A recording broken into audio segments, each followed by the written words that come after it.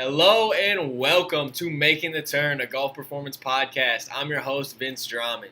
I had an intro recorded for today's guest, Wade Binfield, but he's been playing so good recently, I figured I would just go ahead and re-record one. Wade is coming off of a top 15 finish on the Web.com tour, and just a couple weeks ago, right before we recorded this episode, he had a top 10 finish coming off of a sponsor's exemption at the Abaco Classic in the Bahamas. So really excited to hop into today's episode with Wade. He talks about Web.com, he talks about the reshuffle, what his season looks like moving forward. Really can't wait for you guys to hear it. Enjoyed having Wade on the podcast. He's a great guy.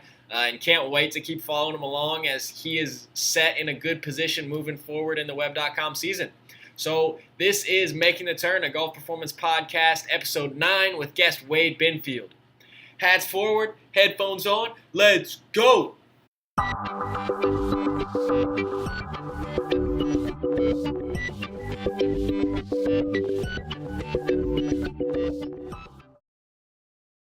All right, and welcome back to the Making the Turn podcast. I'm your host, Vince Drummond. Today we're joined by Wade Binfield. Thanks for joining us today, Wade. Yeah, thanks for having me.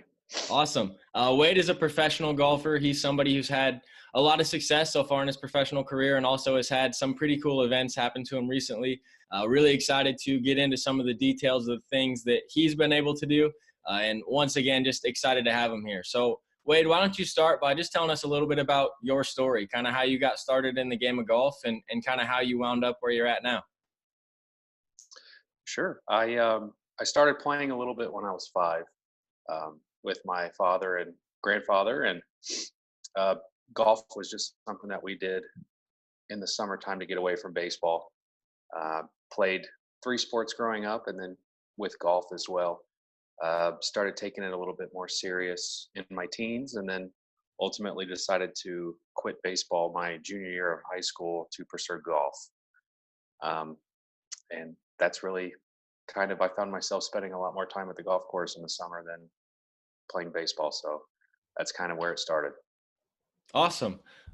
Let's talk a little bit about some of the most recent things that have been going on in your life, and then we'll kind of work our way backwards. So tell everyone kind of your situation now. Where are you at? What are you up to? Obviously know you're playing professional golf, but where are you at the moment? Right now I'm in Atlanta, Georgia. Off week this week for me. I was not in the field for Panama this week. So after playing last week in Bogota, Colombia, I flew home and am enjoying a nice little practice and play week this week at home and getting a little rest and getting ready for a big season ahead. Yeah, definitely. Already off to a really exciting start in 2019. Big week down in the Bahamas. Why don't you talk just a little bit about kind of what happened that week and explain to people kind of what that week looked like for you? Big week actually in Abaco, and I was able to get 2 starts in the Bahamas to start the year, which is huge. So the Web.com tour reshuffles the conditional category every 4 tournaments. So being able to get a couple starts there early in the year is big. And if you can make a cut, and with the new point system, nobody really knows exactly how it's going to go, but being able to play solid the first week and make the cut, hit a few too many balls in the ocean, but very difficult golf course in Exuma. Big penalty areas there. But I felt like I played pretty solidly and was able to knock a little rust off, and then really played well in Abaco and was able to finish T9 and get myself into Colombia. And I didn't make the cut in Colombia, but I felt like I played a little bit better than I scored. And I'm probably not the only person to ever say that, but unfortunately missed the cut there. But it's kind of nice to get a little unexpected off week and hopefully get ready to go for the rest of the year. Yeah, definitely. And so in the Bahamas, in Abaco, you had a really, really good first round in some pretty awful conditions. So just talk a little bit about kind of how good that 68 was and how bad the conditions actually were out there. Yeah, after the round, I said I was talking to a couple of the web guys, and they were asking me a few questions, and I told them I thought it was one of the best rounds I'd played, certainly in a long time, and not just score-wise, just mentally. It was a complete battle all day. The wind was blowing 30, sand blowing everywhere, and I really just felt like if I could get, off to a pretty solid start and make a bunch of pars, I'd be okay and catch the downwind holes. And fortunately, I made everything inside 10 feet per par to start, and made a few birdies in the downwind holes and was able to hold it together coming in. So not a whole lot of guys from our wave made the cut, and to shoot 4 under that first round was big. It kind of gave me a head start, certainly on our wave. Definitely. And then kind of moving forward into the rest of the week, obviously get off to a great start in some pretty terrible conditions. Talk a little bit about your mindset kind of heading into the rest of that week, and then how you kind of felt the week went for you after that Sunday round, I guess it was, since you guys were playing Sunday through Wednesday. Yeah, none of us had any idea what day it was there for both weeks. We were calling Tuesday and Wednesday the weekend and all sorts, but it would have been nice to play better in the second round. I really didn't feel like I hit many bad golf shots, but again, it was all 4 rounds. The wind blew a different direction, so it was a new course every day, and just having to commit to lines that you shouldn't be aiming at is probably the hardest part. But after making the cut, finishing, I had to finish 9 holes in my second round. I almost said Saturday, Tuesday morning before the third round, and then they made the cut. And it was, once I made the cut, I was like, okay, we can kind of reset. And I shot 1 under in the third round and moved up 24 spots. And that doesn't happen on the web.com tour. So that should just tell you how bad the scoring conditions were. And then, shot even par the last round and moved up 5 more. So, 1 under on the last 2 rounds, I'll certainly take it looking back on it. Definitely. I think one of the coolest things about the web.com and the PGA Tour season is that exemption from week to week if you finish high enough. And so obviously going from a place like the Bahamas to all the way to a place like Colombia, talk about kind of that scramble once you figured out that you were in the field for Colombia and trying to find your way there through travel and that kind of stuff. Yeah. So Wednesday in Abaco was pretty funny. I ended up finishing 9th, T9, and on the web.com tour, top 25 in ties get you into the following week. It was my birthday, and we were all going out to have a beer and celebrate my birthday and the tournament being over, and we were all flying out the next day, and then lo and behold, we get stuck in Fort Lauderdale the next night. So fortunately, we had all kind of started looking at flights and stuff like that, and I ended up being able to find a flight pretty good from Atlanta, and that's probably the best benefit of living here. 1 stop away from anywhere in the world. But I was able to get a flight in and out of Colombia, and it wasn't too bad. So I ended up flying down Monday night. So I took an extra day. And that was pretty much more price driven than anything else. I would have flown down Sunday if it was cheaper or the same price, but I was in the Pro-Am, so that I was able to use Wednesday as a practice round, and that's something that you normally don't get to do if you're not fully exempt, right off the bat. So that was nice. Awesome. Yeah, that's really cool. So let's backtrack a little bit to the 2018 season. I think that's a super interesting part of your story, just because if you are looking up some of your results, there's about 6 or 7 different tours that pop up for the 2018 season. Kind of seems like you were playing all over the place.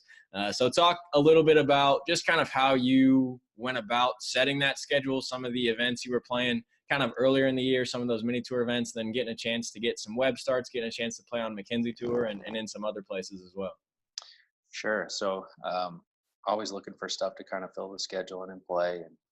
And the only thing I had going into 2018 was Mackenzie Tour status.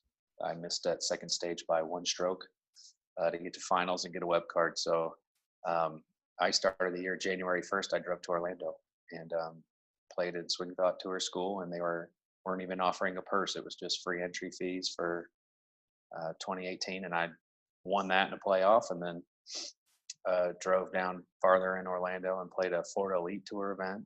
Just stayed. It was nice and warm, and it wasn't raining, and well, it was at least nice and warm after the first weekend, the Swing Thought Tour School. But just tried to play a bunch.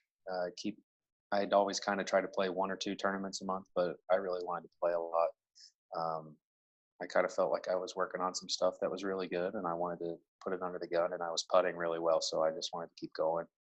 And was able to play and win a few times, and that really kind of sparked on the rest of the year. So looking back, that was definitely a really good stretch. Probably January through probably May. The BMW missed the top 25 there by I think 2 shots, but it was really good to be in that and hit some shots that meant something coming down the stretch and trying to do what I did the year before in 2017. Finished I think 11th or 12th there and got into Raleigh and was leading in Raleigh on Friday, and then made an absolute mess of the last hole on Friday, but still had a pretty good week.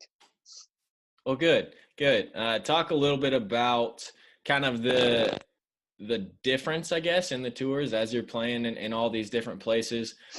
Obviously, professional golf is professional golf, and you're playing for a purse and you're playing for money. And there's great players everywhere. But as you kind of work your way throughout the season, as you're playing in some of these mini tours down in Florida, as you're playing on the Mackenzie Tour, as you're playing on the web.com, what's the difference in overall skill level? The differences in the tour when it comes to the competition side of things.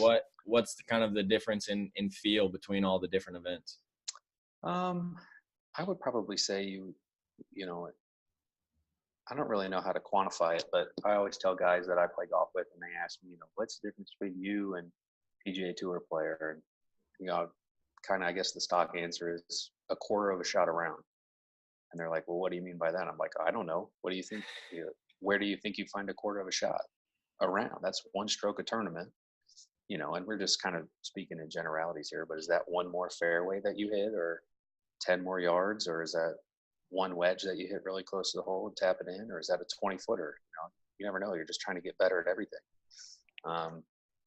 I would say probably the competition in Canada is phenomenal. I played 4 years up there, and it's great. There are a lot of guys that can win week in and week out, and it's the same thing on the web.com tour.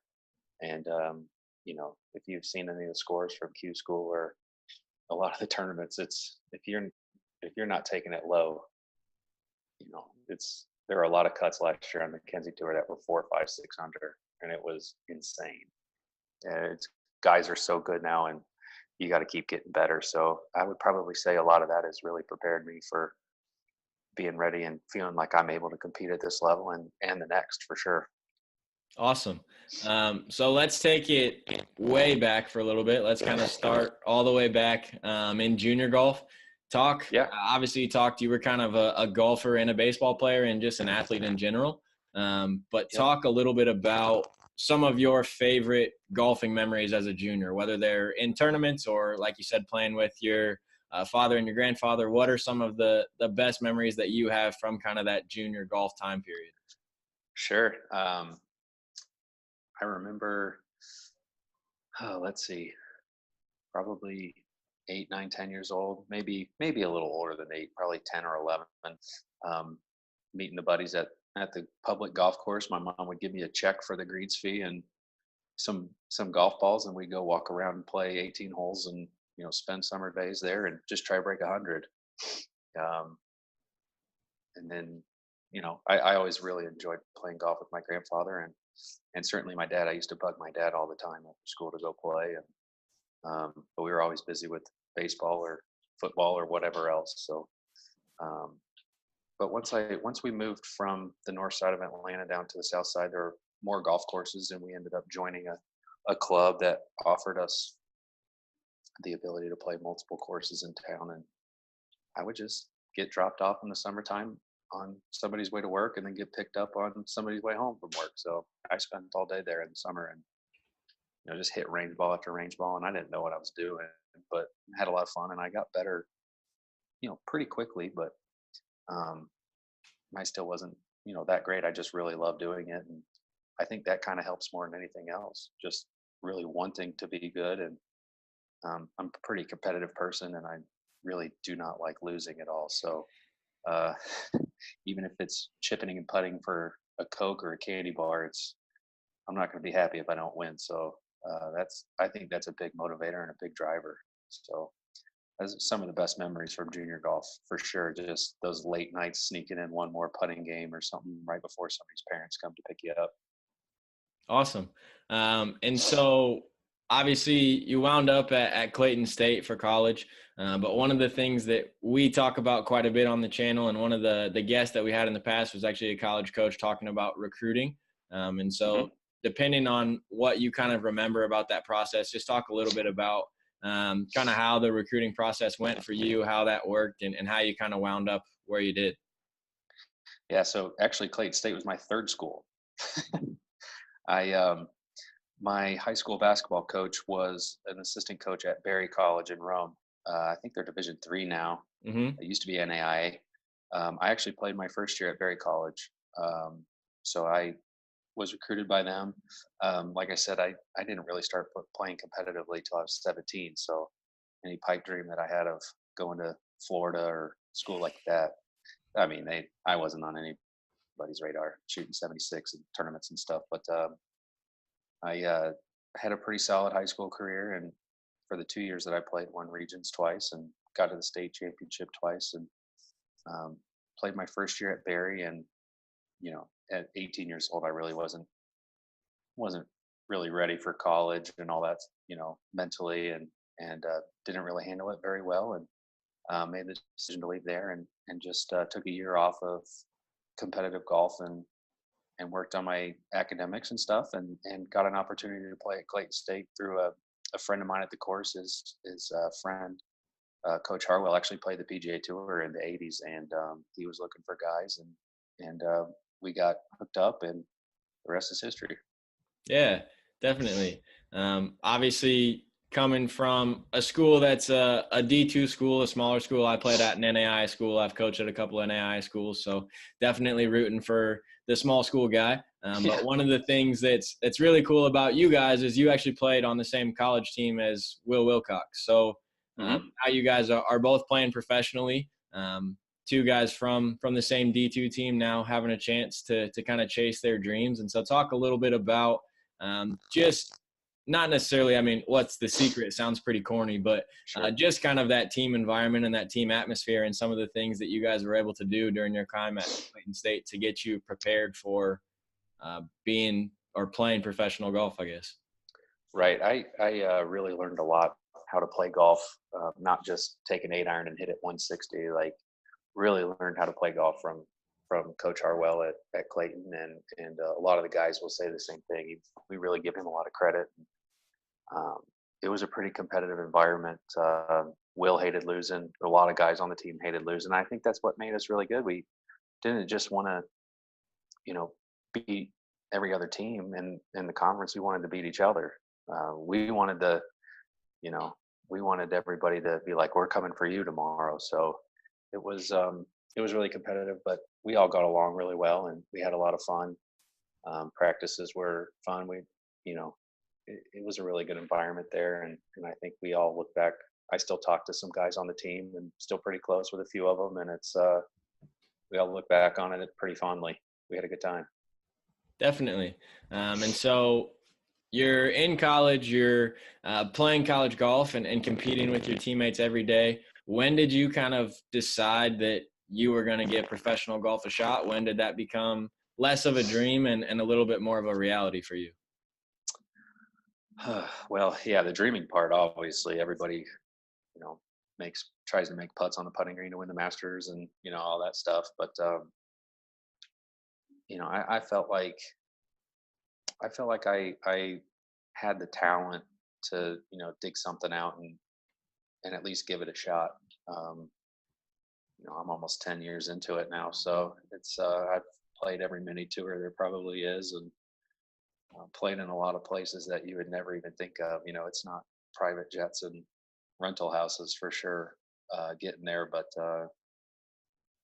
I really wanted to make an effort at it, and it just somehow worked out.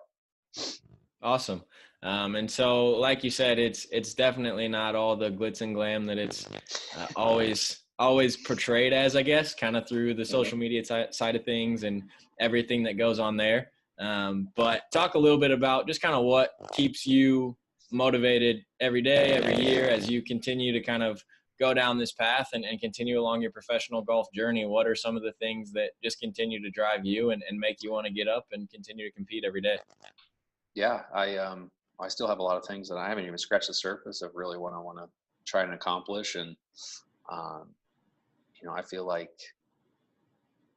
I've always said if I could just get out there and get a shot at it, I think I could do okay, and or maybe better than okay. You never know how you're going to play when you get there, but just having the shots is really what you want. So, um, right now I'm just trying to get better at all aspects of my game, and turn the things that I need to improve on and make those no longer weaknesses. I just really want to have a well-rounded game and really not beat myself. And I feel like I've come a long way with that. The last 2 or 3 years is just really keeping it in front of me and trying not to beat myself on the golf course. Awesome.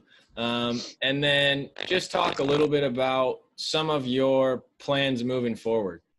We've talked a little bit about it off camera, but for the 2019 season, what are some of the things that you've kind of got lined up? What are you looking to do? What are your plans moving forward as you look at this year's schedule and this year's season? Well, we're going to see how the reshuffle pans out this Sunday night or Monday morning. And I'm planning on playing a full schedule on the web and really getting after that. And hopefully putting myself in position to have one of those gold bibs in Portland. Gold bib is pretty good out there. So that's definitely the top goal.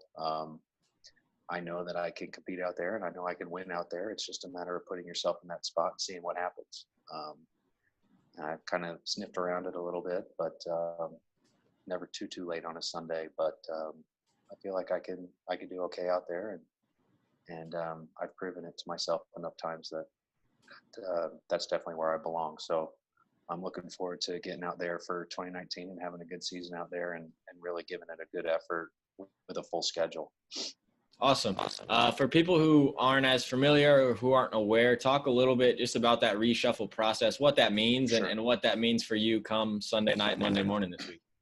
So there's about 250 of us roughly that have web.com tour status, and 132 to 156 depending on the field size get in every week. So you've got over 100 guys sitting at home, and if you don't have full status, it's called conditional status, and you get lumped into a category, and every 4 events they reshuffle the order of your number. So my number coming out of Q school qualifying tournament last year was pretty low. Like I wasn't going to get in a single event just based off my quote number. But every 4 events, if you make a cut, you get the opportunity to move up in that reorder category. And every 4 events, they kind of mix that up based on how you've played, and you gain access to tournaments that way. So I'm not really sure. It's my first time in the reshuffle, so I'm kind of waiting with bated breath like the rest of everybody else that's in that category too.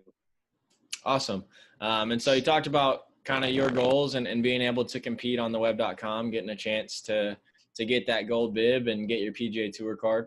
Talk a little bit about how you go about reaching that goal. What does a typical day in the life of Wade Binfield look like, especially a week like this week where you're not traveling, you have some more time at home, that kind of the freedom and availability to play and practice. What does a typical day look like for you?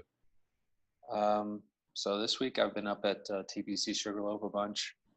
Kind of took Monday off. I changed my flight from Columbia and flew in Saturday, and we just had the Super Bowl here. So kind of took all that in and stuff and saw family, and Monday kind of took that off. And then Tuesday went up to the course and practiced for a while and played 18 holes, and then did the same thing yesterday. And then I just went out there this afternoon and practiced, just, staying in touch and working. I use weeks like this to not really just take them off, but they're just, you're not traveling and grinding 10 hours a day. I was out there working on some specific things and then get out of there and try to stay out of traffic. Definitely. When you go to the course, when you go to practice, what are some of the areas that you focus the most amount of your time on? What are some things maybe specifically in your game that you're working on right now, or some of the areas where you tend to find yourself practicing maybe a little bit more? Wedge play and putting is normally what I what I really try to focus on. And this week I've been working on actually the driver, I've been testing out some different shafts and stuff like that. I'm not swinging it as fast as I was 2 years ago. So for whatever reason, I guess I need to get my butt in the gym, but just been trying to find a little bit more launch and with that, sometimes you get a little bit more spin. So I've been working on some stuff like that, and I think I found one pretty good. And I'm just always working on putting. I feel like it's a pretty strong suit of my game, and you can always make one more. Definitely. One of the things that we talk about quite a bit on the channel is setting yourself up with a team that's going to help you be successful, Sure. whether that's a team of coaches, team of supporters, whatever that may be. So talk a little bit about your coaching setup, kind of what that looks like, whether it's from an instructional standpoint, mental standpoint, fitness, kind of all the pieces that go into your team and the people that kind of help support you along this journey. Yeah. So my swing instructor is Brandon Lovelady. He's a really good friend of mine. We actually were good friends before I ever started working with him. We've been working together now since 2014, so 5 years. About this time in 2014, I just kind of went to him and said, "Hey, if I was to start working with you, what would we work on?" And 2 hours later, we were already working together. So that's kind of how we are. Some of our best sessions just come from me showing up, and we start talking, and then I ask him a question, say, "What about this?" And then we just start going. So he's been really good, and we work well together, and we talk a lot and off the golf course. And he's we actually went to the Peach Bowl together this year. We do a lot of sporting events. We're in the same fantasy football league, so we're just good buddies. And he's really invested in me, and he really cares, and that's really nice to have. So one of the things, obviously, with being on the road all the time and playing in all these different tournaments is it can be a pretty lonely life sometimes. Do you have a pretty good support system, whether it be family and friends or some guys that you typically travel with or typically stay with? How do you kind of surround yourself with those people that are going to help lift you up on a weekly basis? Yeah, all of the above, actually. So family and friends from here in Atlanta and all over, and even people that I've stayed with, host families that I've had before that I still keep in contact with. A couple folks are always asking me how I'm playing and when they can see, where they can find results and stuff like that. And then, a lot of the guys out on tour I've known forever and playing mini tour golf, and they've worked up and being out there. And we, stay together some weeks and go to dinner a bunch, play practice rounds, and we're always seeing each other. So it's a pretty tight knit group of guys, and we're really excited for each other when we play well, and we all want to get to the next level. So might as well be friendly about it. Yeah, definitely. I think that's so cool. Some of the other professionals that we've had a chance to have on the podcast have said very similar things, whether it be Latin America tour or some of the other tours. It seems like the guys do a pretty good job of kind of getting together and supporting one another, and it almost turns into like a pseudo college golf team again, where you're getting to spend time with guys and supporting one another. Yeah, I mean, it kind of pretty much is, especially driving around mini tour event to mini tour event. It's you see the same guys at the gas pumps and stuff like that. So had a pretty funny situation a couple years ago. I was driving south on 85, and a buddy of mine was driving north, and we stopped at the exact same place. And I'm like, "What are you doing here?" So random stuff like that happens from time to time. But I've got my 5 or 6 really good buddies out there, and we go to dinner and travel and stuff like that. And you meet a lot of guys getting paired together and playing practice rounds and stuff like that. So it's a lot of fun, and it's definitely well worth it. Awesome.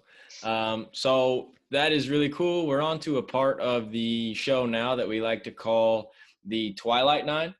So we like to compare it to playing 9 holes on a summer's evening as fast as you can, trying to beat the sun. Nice. I'm going to ask you 9 questions. I'm not the fastest. Kind of rapid fire style, just whatever pops in your head, go ahead and spit it out. We'll move on to the next one. Sound good? All right. Yeah. Perfect. Lowest tournament score? 61. Go-to pre-round meal?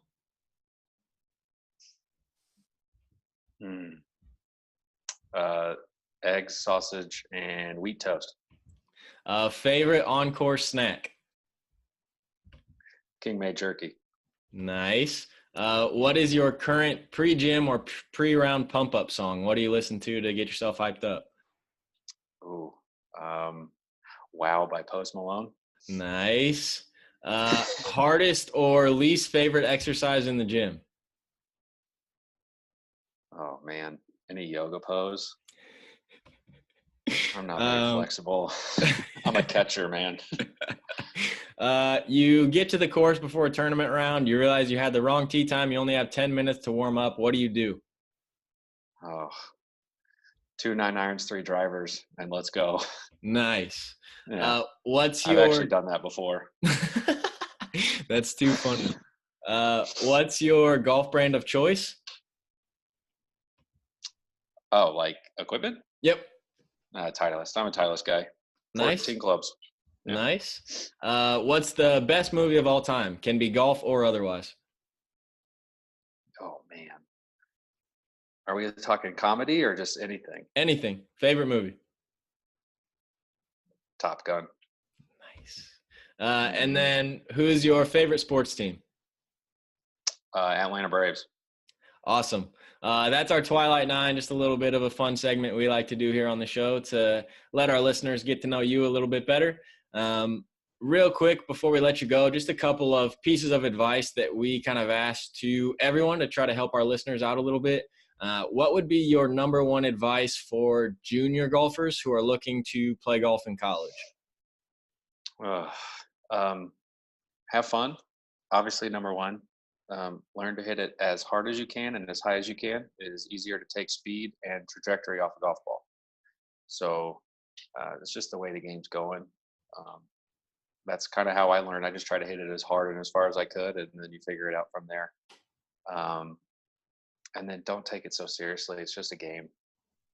I think everybody falls into that, and a college coach doesn't care what you shot in a tournament when you were 10.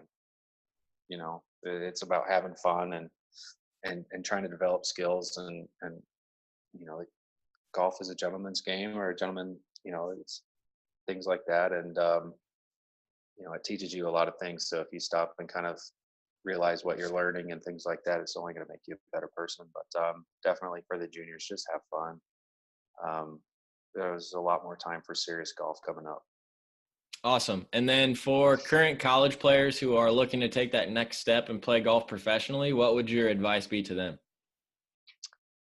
Kind of along the same lines, but a little bit more serious, I guess. You know, try to find some things to play in. You should always be looking for USAM or US Open qualifying, and you know, any big amateur tournaments and stuff like that. That's kind of where I first started playing against really good competition, guys that are on the PGA Tour now, and you know, multiple winners on the PGA Tour now. So anything that you can find to play in that's, you know, reasonable, and either a drive or a cheap flight away and stuff like that. But you know, just have realistic expectations. I feel like that's one of the things that I've always been able to have is, you know, I can look myself in the mirror and say, hey, that wasn't that great today, but you know, it could be good tomorrow. So you know, just stick to what you do well and really get really good at that. If you look at, you know, kind of the stats and stuff on tour and web, and most of the guys out there are really, really good at one thing and then pretty darn good at most of the other things. So if you're one really, really, really good skill can get you to the tour, keep going at it. So that's probably what I would say.